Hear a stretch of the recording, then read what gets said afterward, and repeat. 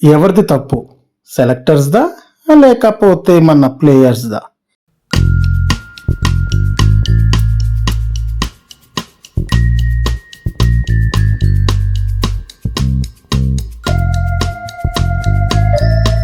First of all మన selector అయిన అజిత్ అగార్కర్ గారు మరియు కోచ్ గారైన గౌతమ్ గంభీర్ గారు చాలా లైట్ తీసుకున్నారు ఐర్లాండ్ టీముని.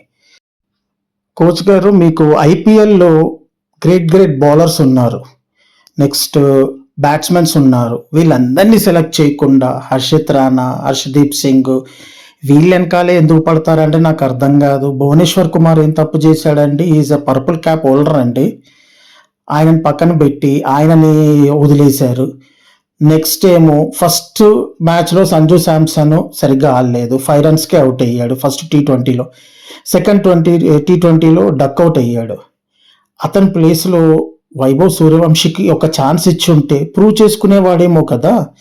1 రన్తో ఓడిపోవడం ఏంటండి? ఐర్లాండ్ టీంని చాలా తక్కువ వేశారు మీరు, అండ్ వాళ్ళు హిస్టరీ క్రియేట్ చేశారు.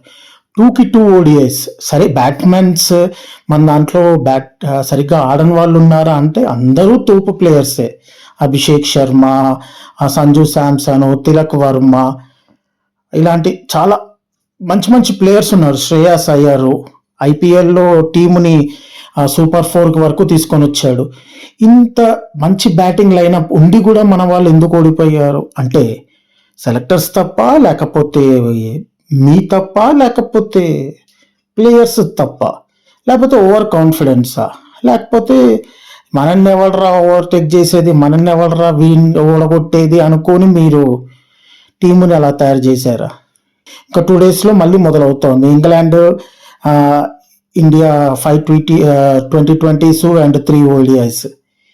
ఇలా కంటిన్యూ అయి ఉంటే మాత్రము ఇంగ్లాండ్లో కూడా మనం పరాజయం అవ్వాల్సిన గ్యారంటీ ఉంది.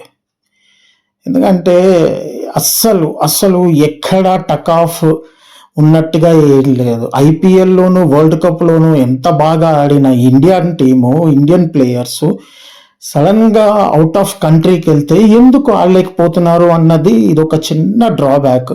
అదొక్కసారి సెలెక్టర్స్ మరియు కోచ్ గౌతమ్ గంభీర్ వీళ్ళందరూ ఆలోచించాల్సింది.